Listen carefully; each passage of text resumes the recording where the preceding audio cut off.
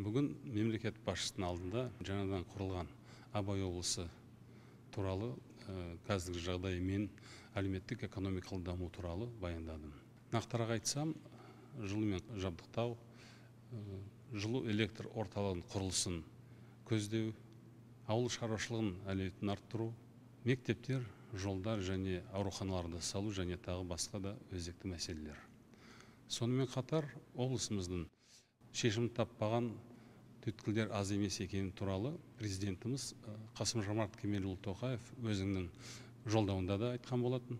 Сондықтан да аймағымыздың ішкі инфрақұрылымын қалпына келтіру басым міндеттеріміздің бірі. Бүгін кездесуде Қазақстан Республикасының президенті Абай облысын қалпына келтіру жолындағы жүйелі мәселелерді тез арада қолға алуға тапсырма берді. Аталған жұмысты бастадық. Енді әрі қарай шешім табады деген ойдамын.